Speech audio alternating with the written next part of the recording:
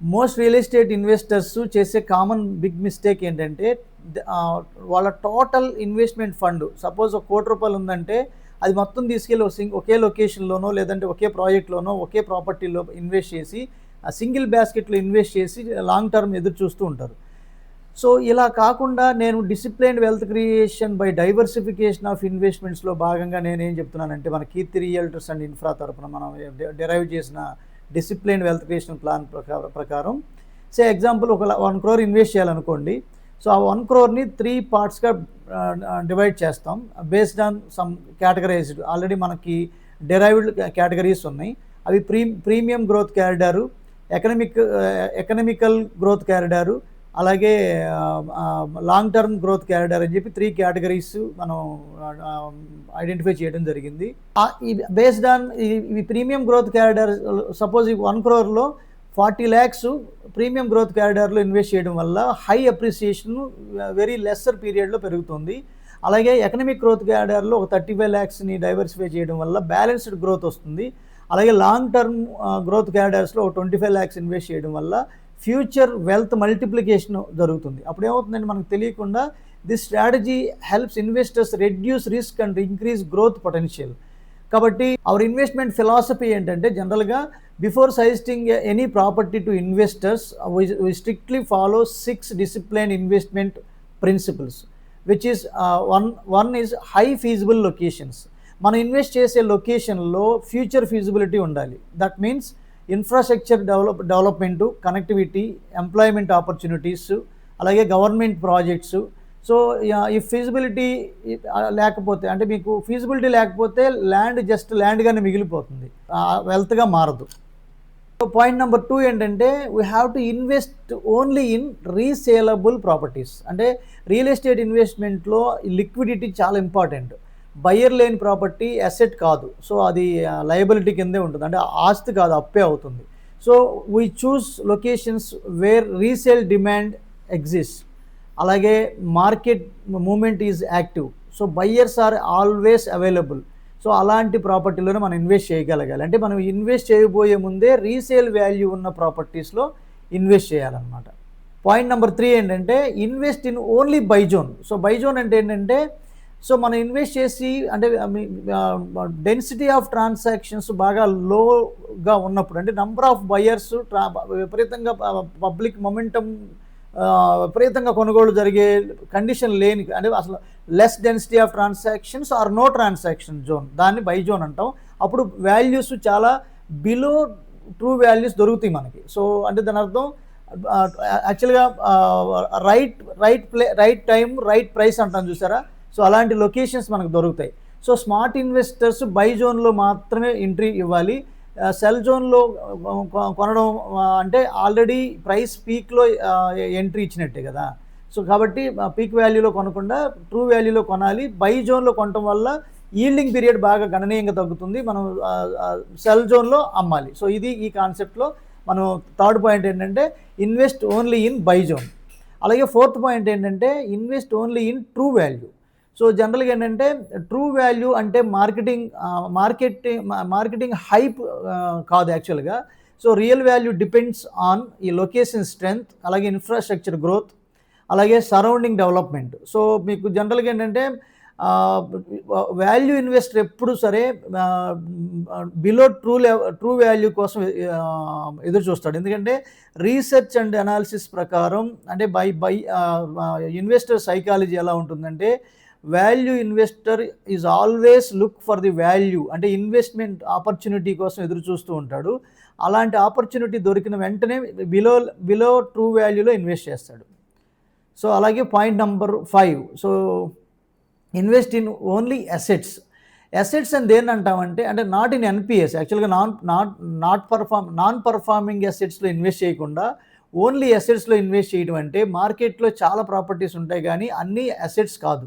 ఎందుకనంటే కొన్ని properties dead layouts లేదా remote villages, no connectivity, no development potentiality, ఇలాంటివన్నీ ఎన్పిఎస్ అంటాం, నాన్ పర్ఫార్మింగ్ అసెట్స్ అంటాం. So our focus is always on performing assets. అంటే invest చేయబోయే ముందే రీసేల్ వాల్యూ ఉన్న ప్రాపర్టీస్లో మనం ఇన్వెస్ట్ చేయగలిగితే మన ఇన్వెస్ట్మెంట్స్ సేఫ్, సెక్యూర్డ్ అండ్ గ్రోత్కి లింక్ అయి ఉంటాయి అన్నమాట. సో పాయింట్ నెంబర్ 6 ఏంటంటే investment based on our Keerthi Realtors and infras 5 point check list.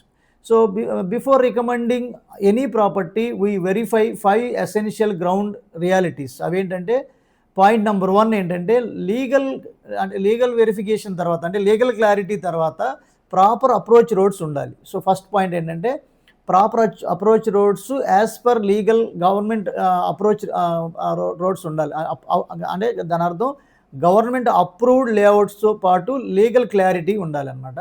అలాగే రోడ్ యాక్సెస్ లేకుండా కొనడం అంటే ఫ్యూచర్లో రీసేల్ ప్రాబ్లం వస్తుంది కదా. సో కాబట్టి ఖచ్చితంగా ఈ పాయింట్ ఖచ్చితంగా ఉంటేనే మనం దాన్ని కన్సిడర్ చేయాలి, లేదంటే లేదు.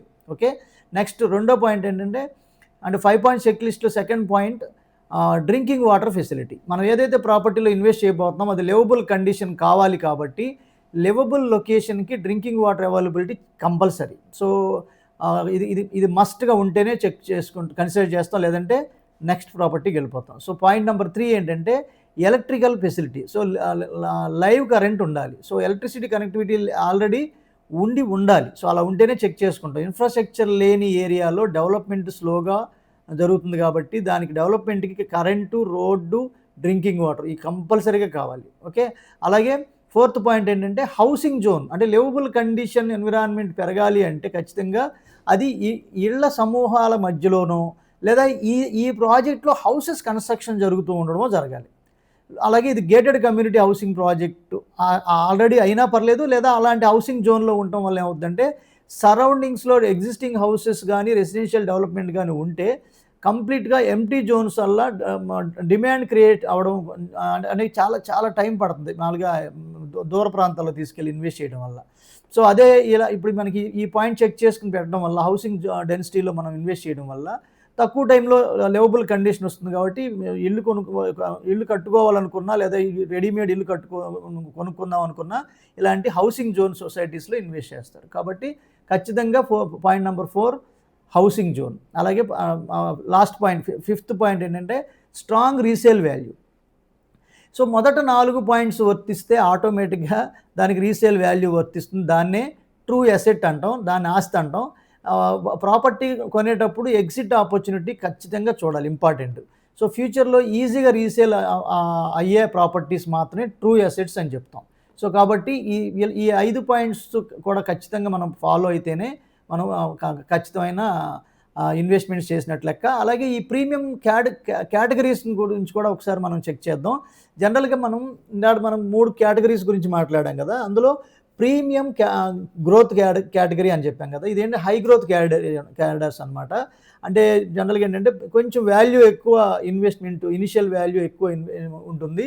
So these are areas have strong infrastructure, high demand, so faster appreciation, faster employment, occupation. అంటే ఆల్ టుగెదర్ గ్రో అవుతున్న అంటే మీకు ఐటీ అని కానీ, హాస్పిటల్స్ కానీ, స్కూల్స్, ఎడ్యుకేషనల్స్ హబ్స్, అలాగే గ్రోత్ క్యారిడర్స్, ఐటీ ఎస్ఈజెడ్స్ ఇలాంటివి అనేకం వస్తున్న జోన్ అనమాట.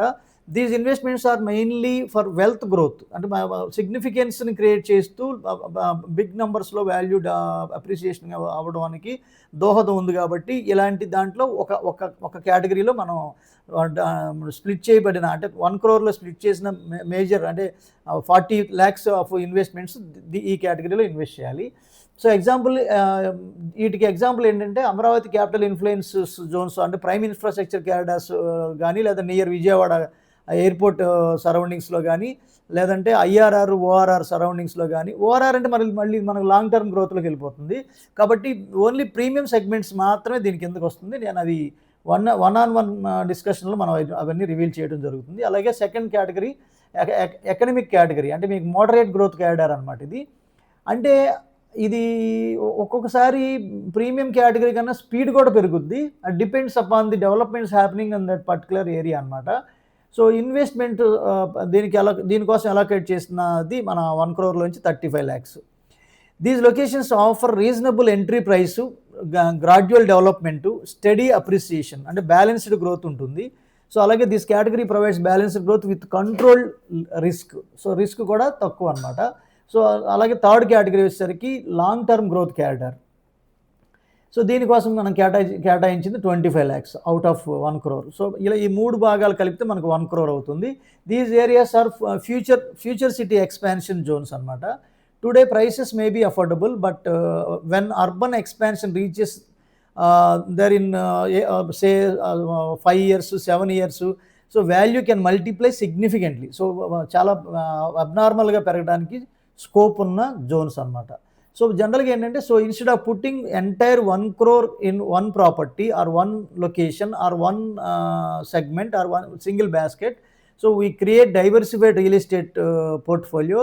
This gives investors risk reduction, 2 multiple growth opportunities, long term wealth creation, plus we are directly reducing our yielding period by this diversification of investments. So జనరల్గా ఏంటంటే real ఎస్టేట్లో success secret simple అండి. Right location, right timing, right asset allocation. If these 3 are correct, wealth creation becomes inevitable.